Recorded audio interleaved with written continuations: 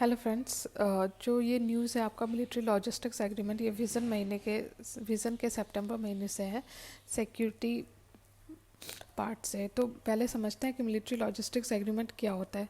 ये किसी भी तरह का एडमिनिस्ट्रेटिव अरेंजमेंट होता है जिसमें कि किसी कंट्री को हेल्प मिलता है या फैसिलिटी मिलती है, जैसे कि फ्यूल हो गया, राशन हो गया, स्पेयर पार्ट्स हो गया, या फिर बाकी भी जो मेंटेनेंस रिलेटेड होता है, चाहे आपका वारशिप का मेंटेनेंस हो, मिलिट्री एयरक्राफ्ट या ट्रूप्स रिलेटेड, या ट्रूप्स के मूवमेंट्स में भी जो भी आपका मटेरियल या राशन रिलेटेड कुछ भी आपका लॉजिस्टिक सपोर्ट लिया जाता है, उसे ही हम मिलिट्री लॉजिस्टिक्स पे काउंट करते हैं। ये बेसिकली इसलिए लिया जाता है क्योंकि मान लीजिए इंडिया की अगर आर्मी या मिलिट्री या ट्रूप्स जा रहे हैं कहीं और जॉइंट एक्सरसाइज करने और उन्हें बीच में रुकना पड़ता है, तो ये एग्रीमेंट्स आपके उस समय काम कर आता है। ये रेसिप्रोकल बेसिस पे है, मतलब कि हम जिस कंट्री के साथ साइन कर रहे हैं उस कंट्री का भी ट्रूप या मिलिट्री एयरक्राफ्ट अगर मूव करेगा तो हमारे कंट्री में आके वो लॉजिस्टिक सपोर्ट ले सकता है। तो ये तो बात हो गई मिलिट्री लॉजिस्टिक्स होता क्या है इस बारे में। अब समझते हैं कि न्यूज़ में क्यों है। न्यूज़ में इसलिए है क्योंकि इंडिया जो है जल्द ही रसिया के साथ कंक्लूड करने वाला है बायलैटरल लॉजिस्टिक एग्रीमेंट्स, और साथ में यूके के साथ भी एक वो फाइनल स्टेज में है कंक्लूड करने को लॉजिस्टिक्स एग्रीमेंट। तो इसलिए ये आर्टिकल आपके सामने है। रसिया के साथ हम reciprocal exchange of logistics agreement sign करने वाले हैं। रेलॉस जिसका शॉर्ट फॉर्म है उसका मतलब reciprocal exchange of logistics agreement, जिसे हम रेलॉस भी कह रहे हैं, ये एक रेसिप्रोकल एग्रीमेंट होगा दोनों नेशन मतलब रसिया और इंडिया के बीच में, जिसमें कि हम मिलिट्री लॉजिस्टिक्स फैसिलिटीज़ रसिया को सपोर्ट करेंगे और रसिया का जो लॉजिस्टिक सपोर्ट है वो इंडिया भी लेगा in terms of ports, basis या मिलिट्री इंस्टॉलेशन। तो ये तो हमने समझ लिया। अब प्रीलिम्स पॉइंट ऑफ व्यू से देखेंगे अगर इस न्यूज़ को, तो आपको समझना पड़ेगा कि बहुत सारे बाकी कंट्रीज़ भी हैं जिससे हमने मिलिट्री लॉजिस्टिक्स एग्रीमेंट कर रखा है। इंडिया ने ऐसा एग्रीमेंट किया है विद ऑस्ट्रेलिया, जापान, यूएस, मतलब ये जो क्वाड कंट्रीज़ हैं इनके साथ, और साथ में फ्रांस, सिंगापुर, साउथ कोरिया, इनके साथ भी हमारा ऐसा एग्रीमेंट है।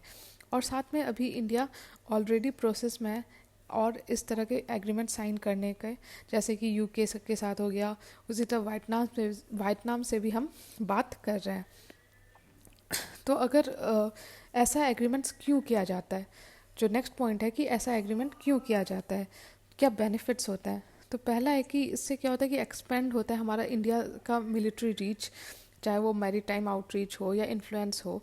तो जितने एग्रीमेंट्स ऐसे हम करेंगे उतना ही हमारा एक तरह से मैरीटाइम आउटरीच और इन्फ्लुएंस बढ़ रहा है। रेलॉस जो है वो एक्सेस देगा रशियन फैसिलिटीज़ का, जैसे कि हमें अगर आर्कटिक रीजन में कुछ ट्रूप्स किसी कारण से मूव करना है तो हम रशियन फैसिलिटीज़ का यूज़ कर सकते हैं। उसी तरह लेमुआ जो है हमने साइन किया है यूएस के साथ। तो इससे क्या फ़ायदा हुआ है कि जो यूएस मिलिट्री फैसिलिटीज़ हैं, जैसे कि डिजबूटी में हो गया, डिएगो गार्सिया में हो गया या सस्टिक बे में हो गया, इनका हम फ़ायदा उठा पा रहे हैं। उसी तरह एग्रीमेंट इन फ्रांस जो है उसके कारण हम इंडियन ओशन रीजन में जो फ्रांस की जो फैसिलिटीज़ हैं, जो मिलिट्री लॉजिस्टिक्स हैं, उनका भी फ़ायदा उठा पा रहे हैं। तो बाकी और अगर हम फ़ायदा देखें तो इसका दूसरा फ़ायदा है कि टाइम और कॉस्ट बचता है। हमें जो हमारा ट्रूप मूवमेंट हमारे लिए ज़्यादा इजी हो जाता है। हमारा जो अगर बाकी भी जैसे ह्यूमैनिटेरियन असिस्टेंस के लिए भी इंडिया कहीं और जा रहा है तो वो भी इजी हो जाता है। डिज़ास्टर रिलीफ में इंडिया कहीं और हेल्प, अगर चाहे वो इंडियन डायस्पोरा हो या कहीं और किसी और कंट्री को सपोर्ट करना हो, उसमें भी मूवमेंट ईजी हो जाती है मिलिट्री के लिए। तीसरा फ़ायदा है कि कोऑपरेशन बढ़ता है और साथ में इंटर ऑपरेबिलिटी भी बिटवीन नेशंस बढ़ता है। मतलब कि हमें अगर कहीं पीस कीपिंग ऑपरेशन करना है या जॉइंट डिप्लॉयमेंट ऑफ फोर्सेस है, मतलब कि इंडिया के साथ साथ बाकी फोर्सेस भी कहीं डिप्लॉय करना है, तो उसमें भी ये मिलिट्री लॉजिस्टिक्स एग्रीमेंट हेल्प करता है।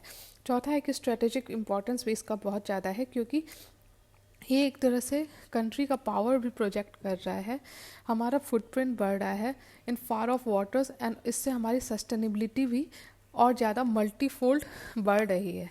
तो इसलिए इसका स्ट्रेटेजिक इम्पोर्टेंस भी बहुत ज़्यादा है। पांचवा पॉइंट है कि ये हमारी इंडियन नेवी को एक तरह से बहुत ज़्यादा एज देती है, उसका ऑपरेशनल टर्न अराउंड या इंटर ऑपरेबिलिटी में हेल्प करती है। तो इस तरह से हमने समझा मिलिट्री लॉजिस्टिक्स को कॉम्प्रिहेंसिवली।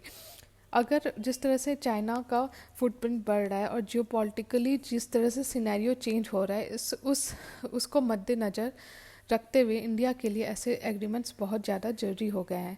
इंडिया को बाकी जो लाइक माइंडेड कंट्रीज़ हैं, जो इंडिया की तरह ही सोचते हैं, चाहे वो इंडो पैसिफिक का हो या चाइना के बढ़ते दबदबे के बारे में हो, तो इस तरह के एग्रीमेंट्स करके इंडिया को उसका पावर इंक्रीज़ करता है और उसकी जियो पॉलिटिकल सिग्निफिकेंस भी उसका बढ़ता है।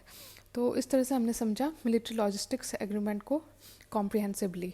आई होप आपको वीडियो अच्छा लग रहा हो। अगर अच्छा लग रहा है तो प्लीज़ लाइक कीजिए और सब्सक्राइब कीजिए मेरे चैनल को।